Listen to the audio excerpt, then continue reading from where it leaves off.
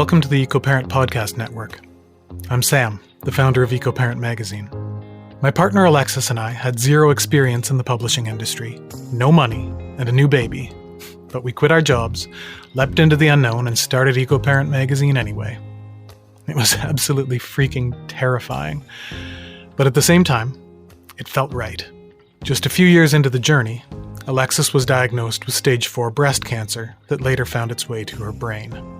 It was utter chaos, navigating treatment schedules, caring for a 3-year-old, and trying to run a fledgling business, not to mention the general emotional havoc. Alexis didn't make it, but the rest of us did, and I've spent the years since raising a wonderful son and building EcoParent into North America's top print magazine for conscientious families. Even 10 years in, we're still a very small crew. If you send an email, it's probably me that will answer you. And this podcast network is a monumental step for us, another leap into the unknown. But like before, it just feels right. And I know that Alexis would agree that the podcasting team I've assembled here is an incredible group of people whose only goal is to inspire the best in you. Okay, I'm going to shut up now and let you listen to the podcast. Thank you so much for stopping by. You're the reason we do what we do.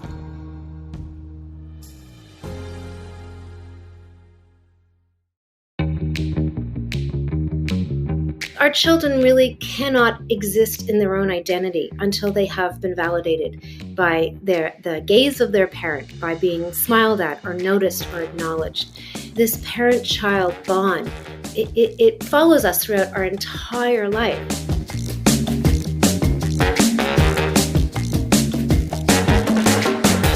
I am so blessed to be here today with one of my long-time and revered mentors and friends, Lisa Kelner. Lisa, I'm so excited to be talking to you today. I wonder if you could tell us who you are. Absolutely. Les, I'm so glad to be here with you too, because working with families and families in outdoor, non-traditional community settings has been the joy of my life. And we were able to do that together in the 2000s, so that was pretty amazing. I identify as she, her. I am a family therapist, a psychotherapist. I work with families, individuals, adolescents, and sometimes children. But I've been doing psychotherapy with families and children, adolescents for 30 years now. Wow. How lucky Wow, for wow, me. wow. Well, I so appreciate you joining me for this conversation. Yes, it was 20 years ago or so that we worked together, and you really have been a mentor to me. And honestly, my time at Boundless has deeply shaped the way I approach parenting my own children, one of whom is now an adult, can you believe it? And how I practice naturopathic medicine. It had a huge impact on the direction that my career went in terms of focusing on kids. And I think the opportunity to learn at your knee in terms of the ways we view the relationship between caregivers and children, the amount of empathy and compassion you bring to that work, and of course, the unique setting that Boundless offered and still does offer to individuals, that outdoor space to let children wonder and wonder at their wonder. And so many of the lessons I learned from you before I was a mother myself have deeply woven their way into the way I teach and parent and doctor. So thank you for that.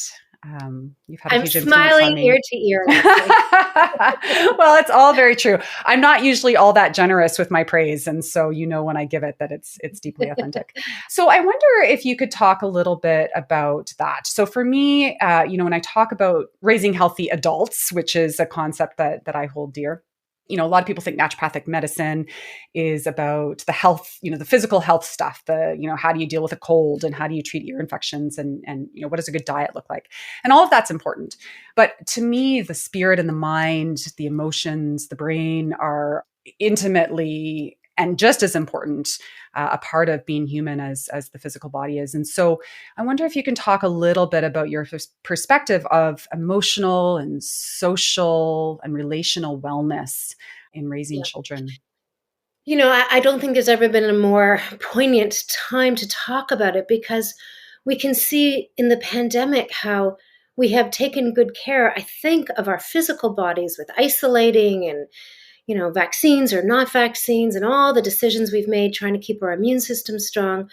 But our kids are suffering, and they're suffering because they miss the social, the emotional opportunities. I mean, mental health has never been more on parents' minds. We have Boundless is now running a high school, and we were able to have our students, because we're a very small boarding school, to come up and have in-person boarding school throughout most of the pandemic. And they got here, and you would never see kids so happy to be at school. They were like joyous just to be in contact, like real life contact, even wearing masks and everything else. I think that this social emotional piece, the pandemic has certainly amplified what was already there, which is a real sense of parenting and raising families with isolation. That even before the pandemic, we often lived far from our families of origin, our grandparents. We move around a lot, so we don't necessarily have neighbors or community. Our best friend doesn't live up the street with their kids that we can all group together. I think that we see this kind of loneliness and the anxiety that comes out of the worry about who's got my back? How am I going to be okay in this world? In our children. Anxiety has been a problem well before the pandemic, and it's certainly heightened. But this pandemic of anxiety that has been plaguing our kids for 20 years, 25 years now, it really, to me, is connected to this lack of having enough caring adults and caring people in our kids' lives. And I mean, that goes from birth all the way through to late adolescence when they're ready to go off and create their own communities. I think that part of what made the program you and I worked in, Leslie, so wonderful was that we created community. We had so many families from all over the world, families that had immigrated, and they came together at Boundless, and we spent a year playing together, parenting together, talking together. And they created a community that was really sustained itself well beyond the program. It's heartbreaking how families have to exist, often with we're both parents or single parents who are working. I mean, who raises the kids, It's so difficult to do that in isolation or with very, very limited resources. Yeah, as you're speaking, it makes me think about all of the social and systemic and cultural barriers to nurturing those relationships. I mean, you talked about having families, nuclear families, families functioning in isolation in many cases. And isolation can be physical or it can be emotional or economic, particularly during the pandemic. And as you say, I don't want to dwell on the pandemic, but it's very much highlighted the things that were already there. So families that have the privilege of being able to work from home. And even though it's hard to have kids, in school at home and parents trying to work at home, that's a totally different game than parents who don't have the privilege of working at home and who are working 2 or 3 jobs to try to make ends meet. And all of that is a consequence of this really fucked up economic and social system that we're all living in right now. And I think a lot of that's contributed to, you said this pandemic of anxiety over the last 20, 25 years, this idea of merit, and that what's most important for our children is academic success and making enough money to be able to buy the house and do all the things that the boomers had. So I just think there's so many things that are feeding into that. So can you speak a little bit about why this piece is so incredibly important in terms of humans as they grow? What is it about social emotional wellness that is so critical? Well, my favorite example is when I often talk about with my colleagues when you are at the park with your 4 and 5-year-old child and they're at the top of the slide or they're on the swing and they just say, "Mom, Dad, look at me, look at me." They just want to be seen. And until you look at them and acknowledge them, they won't swing high. They won't go down the slide. Because our children really cannot exist in their own identity until they have been validated by the gaze of their parent, by being smiled at or noticed or acknowledged. This parent-child bond, this attachment piece, it follows us throughout our entire life. And so the way we bond with our parents, our caregivers, grandparents, will set the stage for how we can love people and have friendships and feel comfortable and secure in our own bodies for the rest of our life. It's so critically important to have that at a young age. It can be compensated for later, but it takes a lot of extra work along the way if you haven't had that really secure, firm connection when you're young. And with single parents, working parents, stressed out parents. I mean, I was so tired when I was a mom with 3 young kids running the family program that I think about all the missed opportunities just to take my kids to the park or to play with them. And it's okay that other people do it if they are those loving, kind, acknowledging adults in a child's life. But there is really no replacement for family to do this job. This is a deep bond that is very much familial. We can have the most wonderful caregivers, but we know the difference when our mom or our dad comes into the room. All children do. And that, you can have the most amazing surrogates, but there's nothing like your parent. I mean, this is attachment theory. Bowlby and Mary Ainsworth really talk about this a lot, going way back. And this attachment bond is the foundations for social emotional health.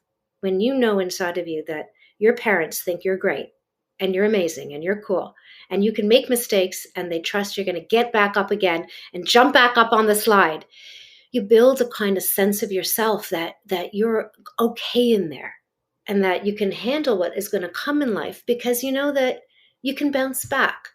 That acknowledgement, validation, just having your parents look at you and see you is a kind of irreplaceable attachment. And it needs to happen for a child to feel well inside. And of course, our society, again, it's really hard to just get the time for that. Doing it once a year when the report card comes in, oh, you did great at school. Kids are hungry for this, that they thirst for the connection, for that secure acknowledgement that they're good and they're okay in there.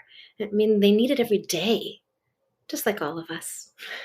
We do. We all do, as you say.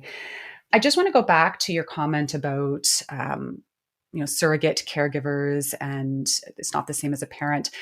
Of course, I know that there are many children who don't have a reliable, trustworthy parent, biological parent. So I'm wondering if you could qualify that piece a little bit. I think about it as primary caregiver. Is that the same thing as what you're talking about? Yeah, it's not the biological piece so much. I think that, foster parents, adoptive parents, parents in any form, grandparents, aunts and uncles, they can all fulfill that function really well. But it is a familial bond that creates the sense of I'm okay. I have a place. I belong. I belong to my family. I belong in my clan. I belong in my culture. I have a place in society. I have a home. I have people that are going to look out for me. And that is really a family function. I mean, I think about the babysitters that my kids had growing up. They were wonderful teenagers and young men and women, but they came and went out of my children's life. They weren't the people my kids could rely on to be there for an extended period, which is okay. It's amazing to have lots of good people in your life, but that doesn't replace the family. And I think, our society, we all work so much, making time just to hang out with the kids, to do absolutely nothing, chat, bake and walk, and just to hang out together. It seems that that's kind of relegated to holidays. That's not part of everyday family life. And that is the missing component. I mean, I think about just family dinners. How many times a week do families actually sit down together and eat a family dinner, non-rushed, where you don't have to rush off to hockey or get on a work call or time to do homework or, just to spend timeless time together. And there's a lot of really good research about families that have 3 to 4 family dinners a week. You don't have to be every night, but every other night have so much more positive outcomes for children. They sleep better, they're more well adjusted, they're more eager to get up to go to school the next day when they've had that grounding of a family dinner. It's so simple in a way, but not easy to pull off. 3 to Mhm, 4 times a mhm. week. I actually love family dinners too for a bunch of reasons. I think family dinners and movement are the two things I wish I could encapsulate. We know that family dinners also typically result in children eating more nutritiously, and then that spins off into spending time in the kitchen teaching your children how to cook and engaging them in the process, and you connect with them that way too. I my adult child is off at university, and first term, of course, he doing all the things that 18-year-old young men do when they're away from home and eating crummy food and not looking after himself. And when he was home over the holidays, dude, you have a slow cooker. I gave you my old slow cooker. Let's practice. Let's do some stuff here. Like, it's so easy to make a stew. Let's do it now. And he sent me a text yesterday of his slow cooker turned on in his kitchen in Montreal. And right. Oh, And I was he like, okay, learned. like, to me, that Yes. that represented so many things to me. That represented, I mean, he had basic skills of cooking already. He didn't need me to teach him that, but it was just the reinforcement. It was the time we spent over the holidays. It was the fact that he wanted that validation that I was like, yay, that you made a slow cooker meal. And so there was so many, it wasn't just, okay, good, you're eating nutritiously. It was so much more than that. It was the time we spent together when he was home. It was the thought that he had of me when he actually used it. It was, all of those pieces. It reverberates in so many ways. I wonder if you could go back to the idea of making mistakes and that idea of validation.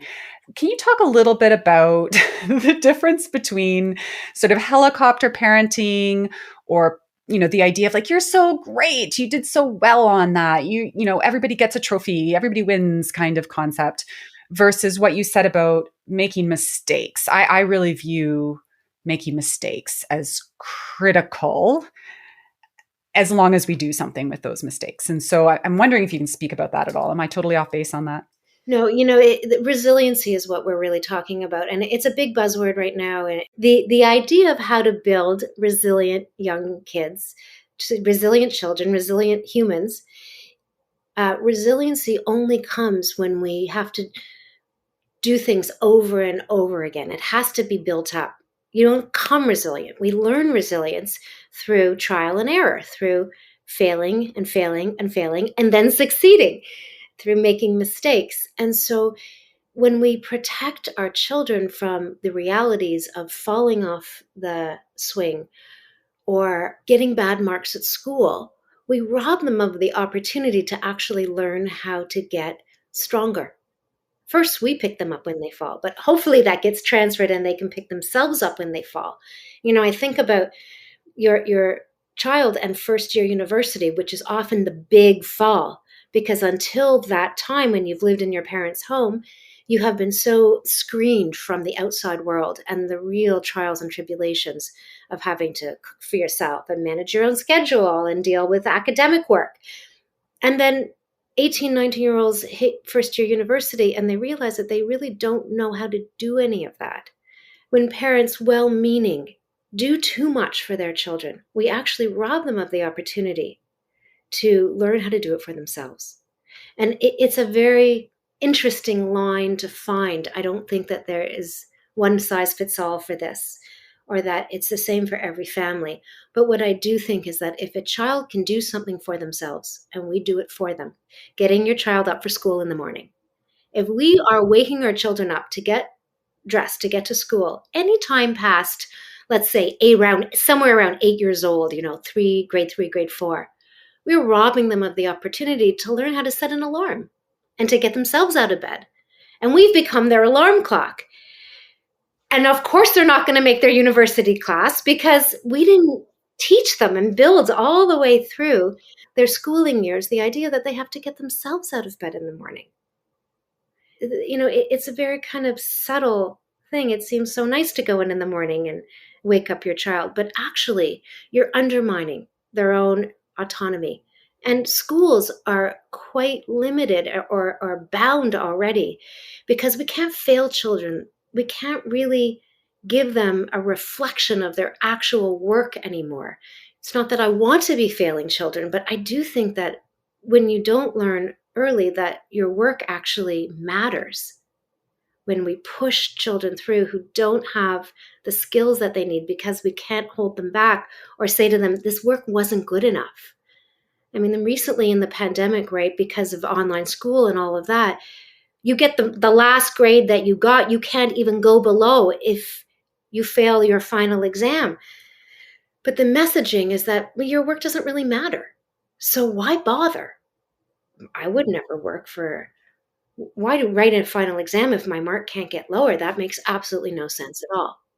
So this lack of feedback from the environment, honest, reflective, accurate feedback that what you do actually matters, is part of what creates anxiety in kids. Anxiety is kind of the opposite of resilience. So on one hand, we have the resilient kids who can take a hit, a failure, and say, okay, I'm going to try again. I'm going to do it better next time. I'm going to add this. I'm going to add that. The anxious child goes to their room and says, I can't cope with the world out there. It's way too much for me. And I'm just not going to go to school. And, we have tons of school refusal in children now, tons and tons of kids who don't want to go back.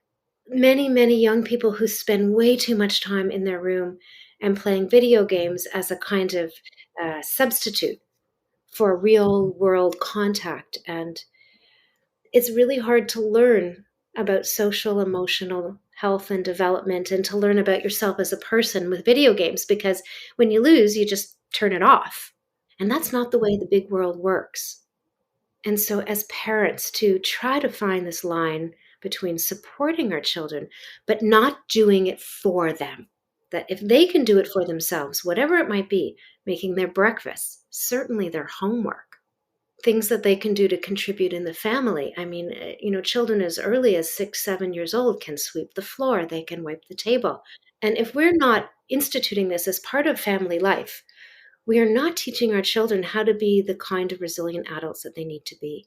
Yeah, and I would add to that, something that I really notice is making amends, letting children make their own amends.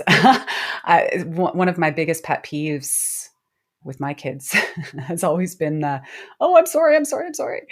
And hearing other parents tell their kids to say sorry, or the parents taking on the responsibility of apologizing on behalf of children. So when you were talking about the responsibility of sweeping the floor and getting themselves out of bed and all of those wonderful things that are absolutely important, but learning from their mistakes in terms of, I failed that test. What did I, how can I do better in the future? To me, that's also applies to interactions with other people. That empathy of like, oh, I caused somebody pain, and what was it that I did? What responsibility do I have in that, and how do I acknowledge and take responsibility for that too? So maybe a little bit off to the side, but to me, that's also part of the building relationships. No, listen, I think you're right on track there, actually, because as parents, we become so protective. We love our kids so much, we don't want them to feel pain. And so if they've messed up something, which of course they have to do, they're young mammals, they have to mess things up. That's the rule. The natural consequences, which is clean up your mess, is often missing. Exactly. Yeah. That's a great way of getting it all. Yeah. Clean up your own mess. Yeah. But most of the time, they can clean up their own mess. And if Sure. they're late Yeah. for school, the natural consequences, well, they may have to stay after school. I mean, we used to do that at schools, but that doesn't happen so much anymore. Certainly in the family, it can happen.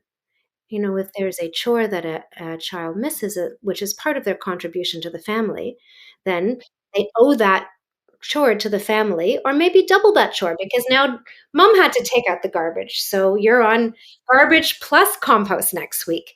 There's ways to create very natural consequences that don't have to be punitive. And I think that that's really the important emotional piece to this.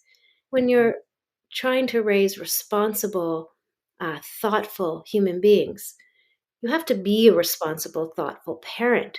If our children mess up, when our children mess up, because that's the opportunity to be able to approach that mistake, that error, very thoughtfully and calmly, without anger. This is the way it's supposed to go. Oh, late for school. I guess you're going to have to go talk to your teacher. This is not a punishment. It's not because they're bad. It's because there's real consequences in the world for our actions, our choices. That's not a bad thing. That's just the way it is. Cause and effect. Yeah. And I would argue that the same is true on the other side too, when kids do things well. I love the idea. I think it's a really important idea of celebrating the process and the effort. And, the outcome's lovely too, but focusing on that process. I really do appreciate the report card that my middle school student receives right now that has the learning skills on the front of the report card, that they get feedback about ways in which their efforts are manifesting. The grades on the backside, the actual number, I honestly don't care about that. what I care about is what's on the front. Are you demonstrating leadership? Now, how valid that is, whether it's being accurately reflected, I don't know.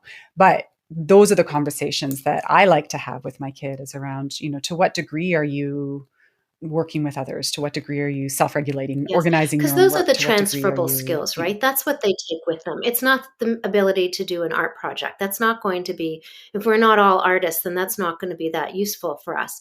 But, the ability to work on it as a team and to complete something that you start and to be punctual, these are the transferable skills. That's what they need in first year university.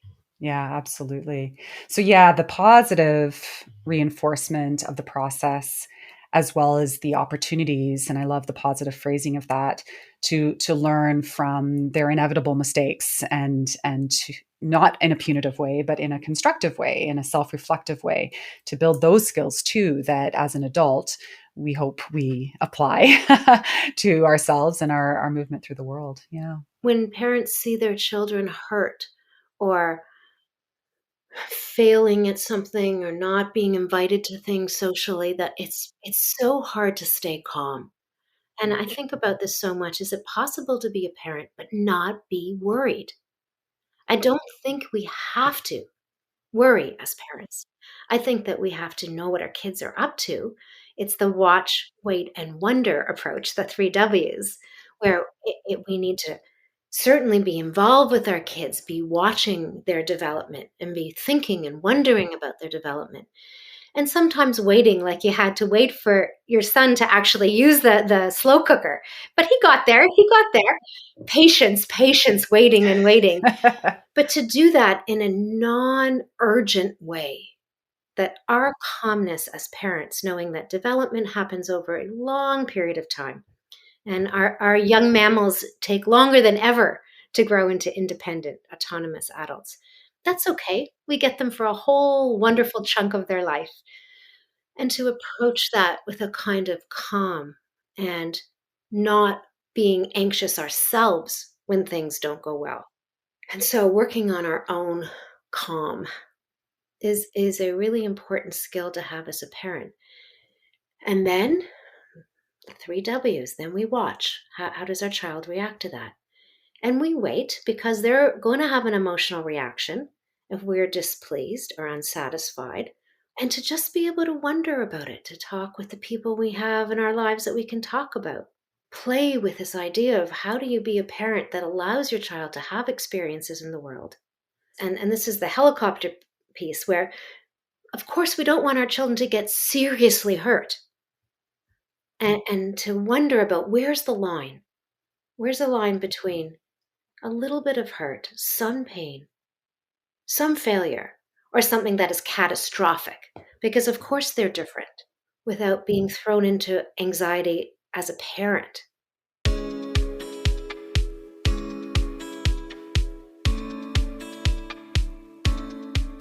We know there's a lot to consider when it comes to you and your family's health, but Orange Naturals can make things easier. We make high-quality supplements designed by naturopathic doctors right here in Canada.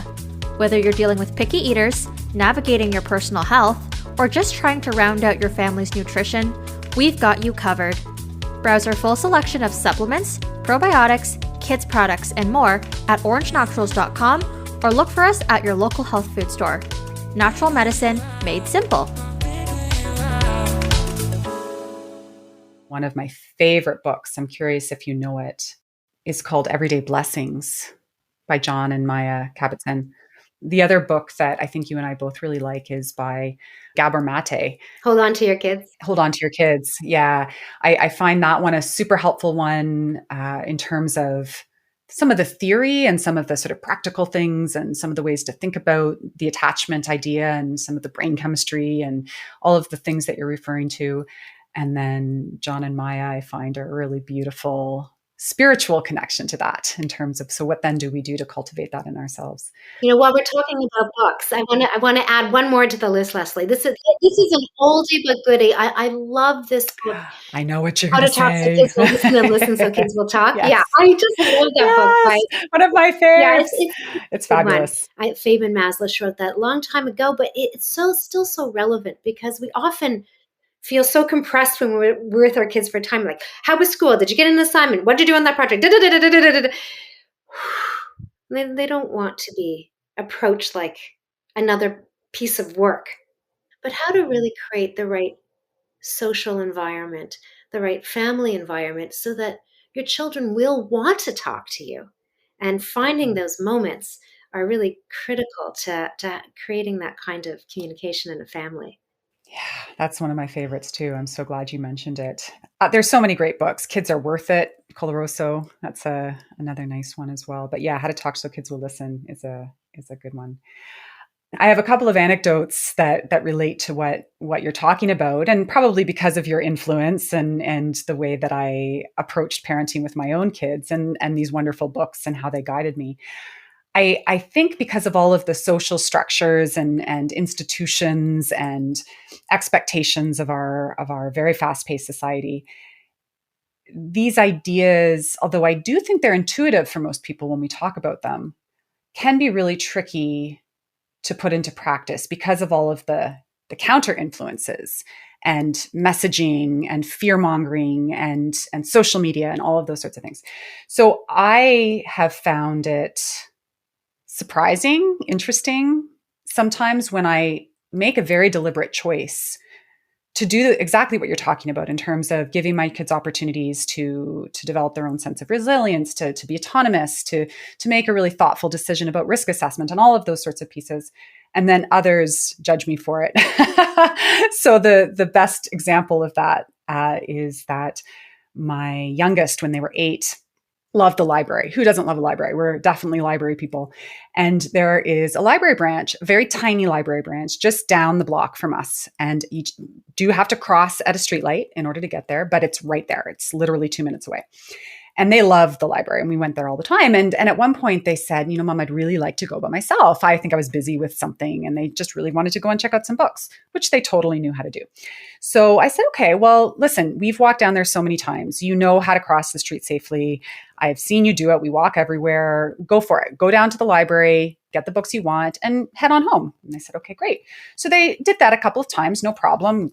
They knew how to deal with all that stuff. I don't have stranger danger kind of mentality for good reasons. And so one day they came home and said, the librarians told me I can't come by myself anymore. And I said, oh, why? What happened? And they said, oh, they just said that I was too young. And I had my apron on, I was cooking. I was like, well, let's head on down there. And of course I can be a bit of a ferocious mama bear. And so they're a little bit like, oh, Mom, don't make a scene. I'm like, I won't, but I am going to advocate for you. So we went down to the library and they were lovely people. And I said, do you have a concern about my kid coming down? And they said, oh, they're just really young. Like kids need to be supervised in the library. And I said, well, were they doing anything wrong? Did they make a mess? Did they know how to check out their books? And they're like, no, they're lovely. They're sweet. They know exactly what to do. They're very independent. It's like, okay, but I was supervising. I just wasn't here physically. I knew where they were. We had talked, but like, is there a policy? And so fortunately, the librarians were lovely enough to investigate, find out what the policy actually was. And then they called me and said, you know what, you're absolutely right. There's no policy against this. Your child is welcome anytime. And I mean, the beautiful piece from that was, my husband says we're now library royalty because they just bend over backwards every time we come in. And I've done workshops with them right. And we've become real friends and partners and all of that beautiful stuff. So many things blossomed from that dynamic. But that's only one example of many where I have very deliberately tried to create opportunities and facilitate my children's thirst for independence in a way that felt safe to me, and others have objected. So I'm curious how you might advise someone like me or other parents who want to put these things into practice, but it might feel really different from the way they were raised or the way their friends are navigating the world or what society tells us is the way to go.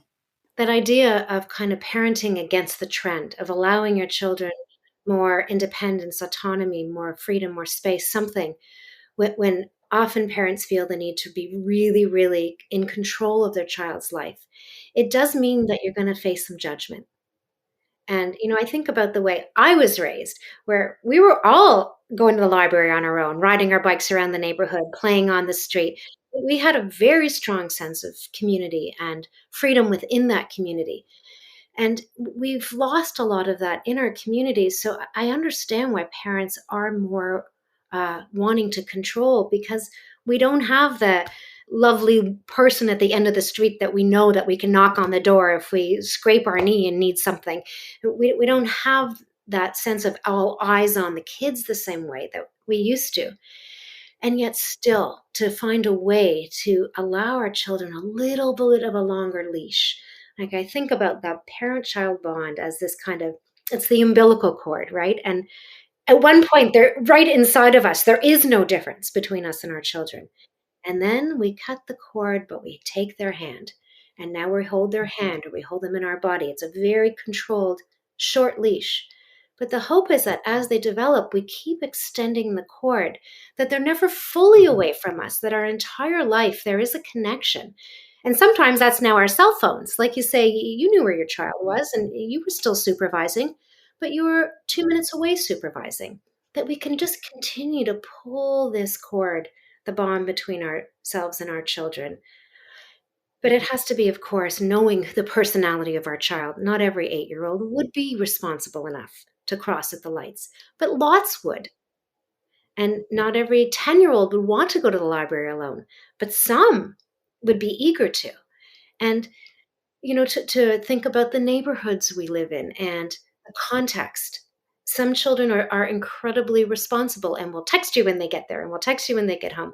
And other kids will lose their phone, so we can't use that, So I think it really has to be quite specific to where our children are at developmentally, what their personality is like, and their desire for autonomy. Sure. And that's sort of that watch piece. It is. It's watching and knowing our kids. And that requires a deliberate nurturing of that relationship and deep curiosity about who they are. I love the idea of parenting so that my children become more fully who they are, as opposed to, it makes me think about the idea of boundaries. And it's possible that you shared this with me 20 years ago.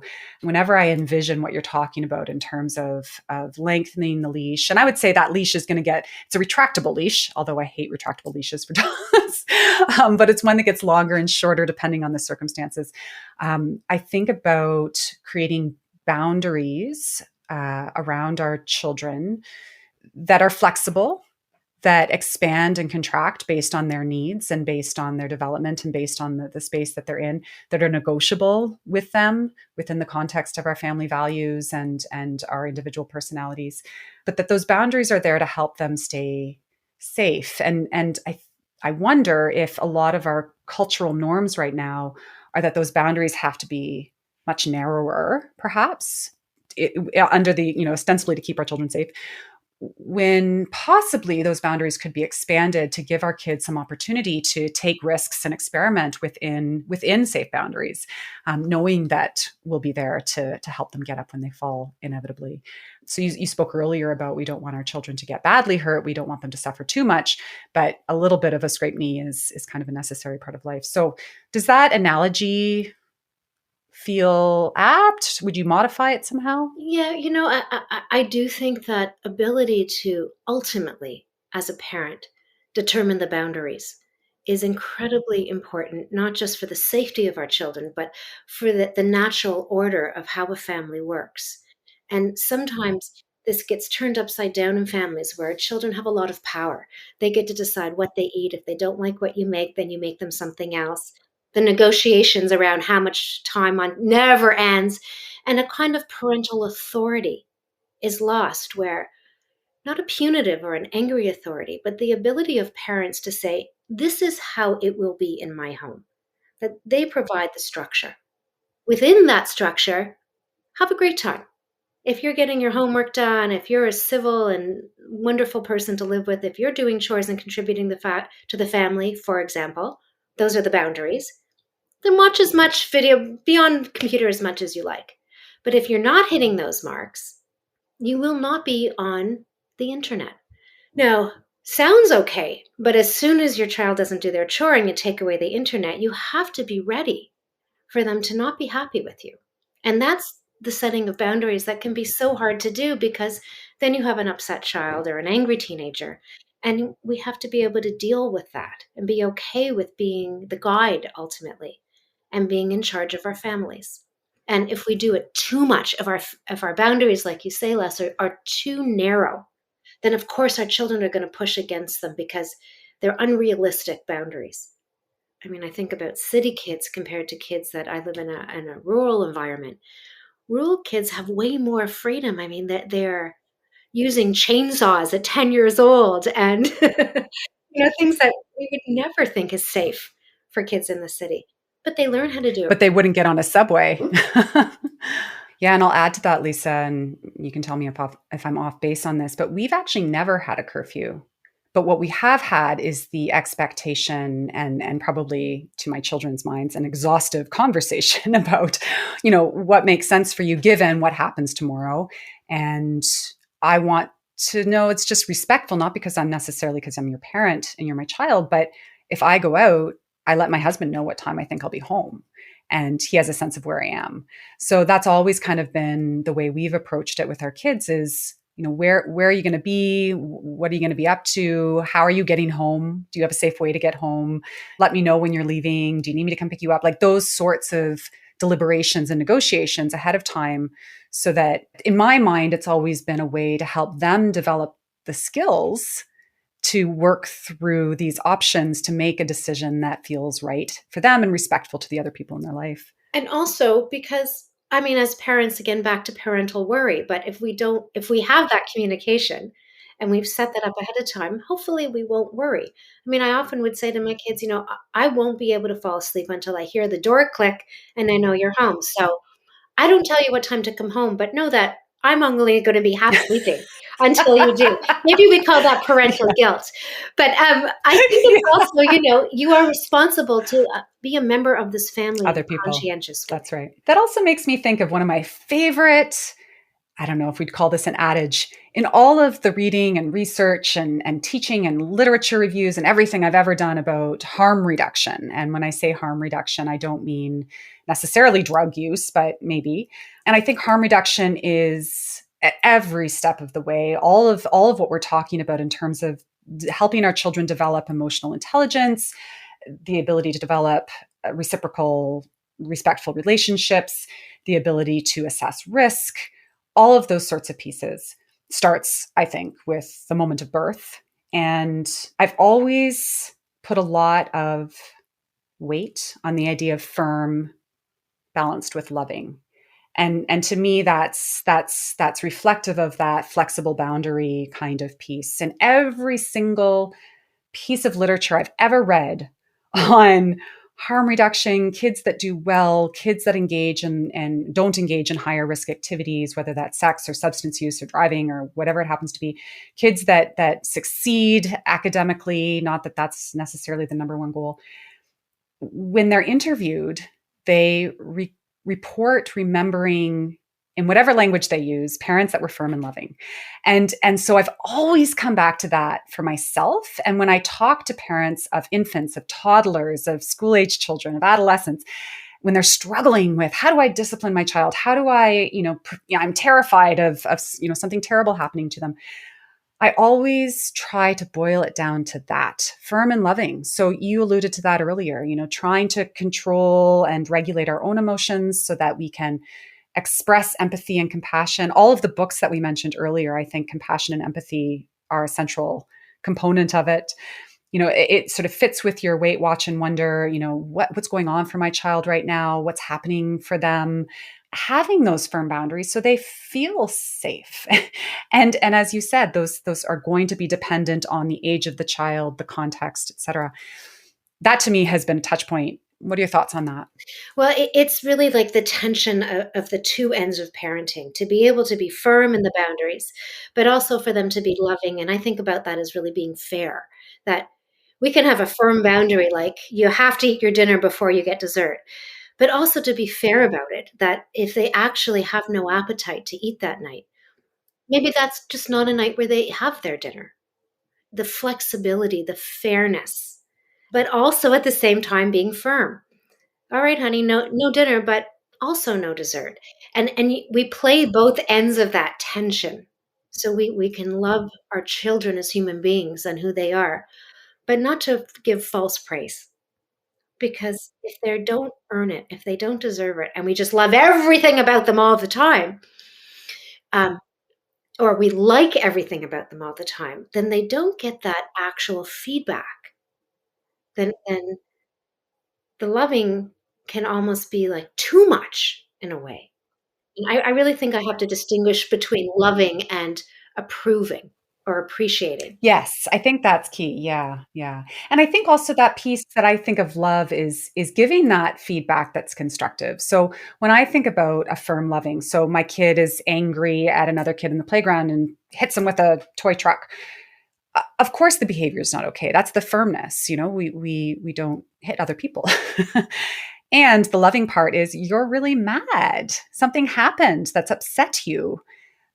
Let me help you in whatever way that looks like to express that emotion in a more constructive way, to name the feeling, to acknowledge that you've hurt someone else. Like, to me, it's combining all of that, as opposed to we don't hit people and yanking them away by their arm.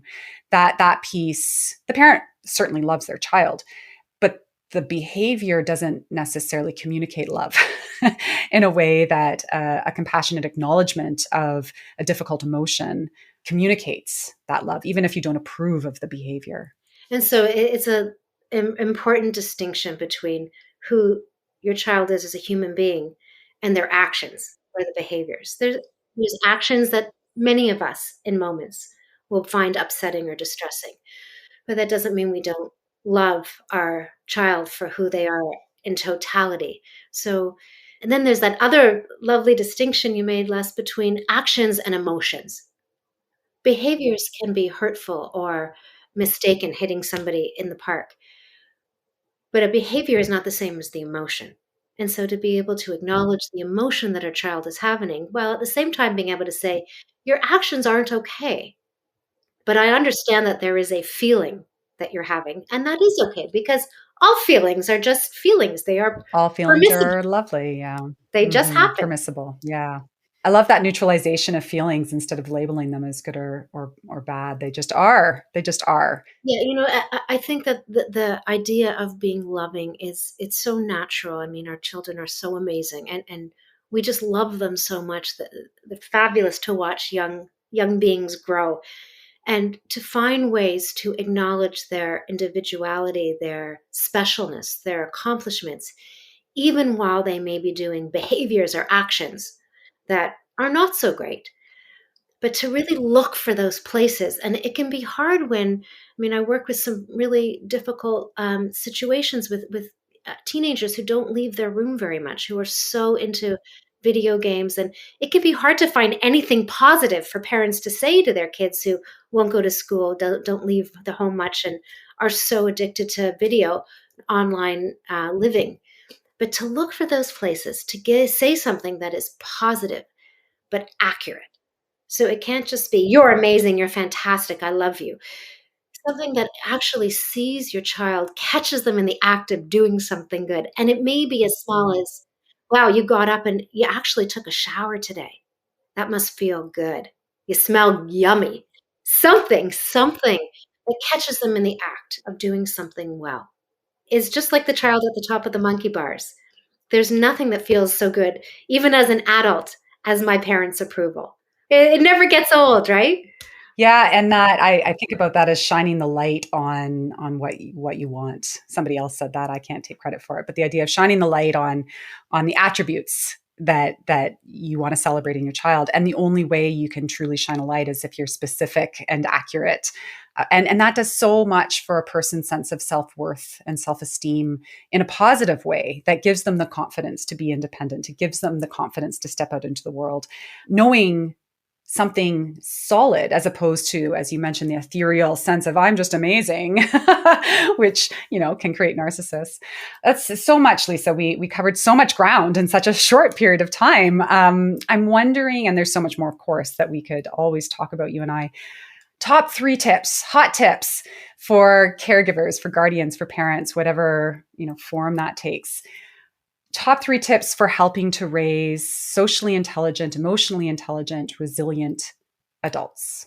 Well, the first one is find things that you have in common and do them together. Play together. Find points where you're actually having fun as a parent and your child's actually having fun, because those points of genuine joy and connection will be very sustaining throughout your life. The second one is back to the emotional life of our children, but to really acknowledge that no feelings are bad feelings, that if our child's angry, that's okay. If a child has a tantrum, they're having a tantrum, that emotions aren't bad. Any emotion is acceptable and is understandable. Try not to judge emotion. And then the last one is to create a community, a family, a sense of traditions and rituals for our families, so that we're not parenting in this kind of isolated bubbles that we've all had to create during this pandemic, but that we can, even in a pandemic, but certainly beyond, have traditions and rituals that will sustain children and give them a sense of belonging and place. It'd be Friday night dinner or Sunday night dinners, or, holidays are certainly a wonderful time for this, but even weekly traditions and rituals, like Saturday morning, we just clean, we vacuum and we dust, and we all spend an hour and just get this house in order. And play great music while you're doing it. And play great music, yeah. And have a wonderful cup of chai tea and, make it fun. Family traditions, rituals. There's actually another book that you're reminding me of about exactly that. It's creating rituals for your family. Again, we're wrapping up, but rituals are a bit of a loaded thing for a lot of people based on religious trauma or childhood trauma, and we can make new rituals. I love the family chore dance party ritual. That is a ritual, and sometimes we don't think about it that way. So amazing, Lisa, always such a pleasure. I always learn so much from you and with you, and you have a marvelous way, I've always noticed this about you, of being honest and enthusiastic about the things that you see in your children. And you have an incredible way of doing that. I always feel warm in your presence, and if I did it, it would look hyperbolic. But you are so sincere and authentic in your enthusiasm for people, and you really see people. And I think that your children and the people who live in your light have been so blessed by that. And I'm really grateful that you've shared it with me. That just warmed me inside. Thank you, Leslie. It's so nice to be able to do this with you and speak with you as always. Thanks for the opportunity.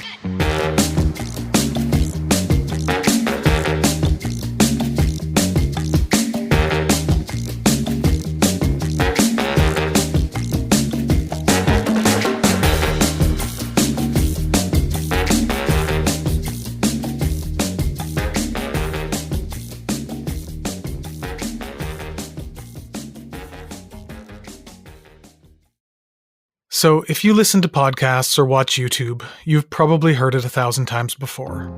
The plea to subscribe and leave a review or a comment. Well, here we are again. But seriously, the review is especially important to us, as it has a huge impact on our discoverability amongst the zillions of podcasts all competing for your attention. So please consider leaving a review. And heck, we'd really love to hear your feedback. This pilot episode of the EcoParent Podcast Network was made possible with the generous support of Ontario Creates. Thanks for listening.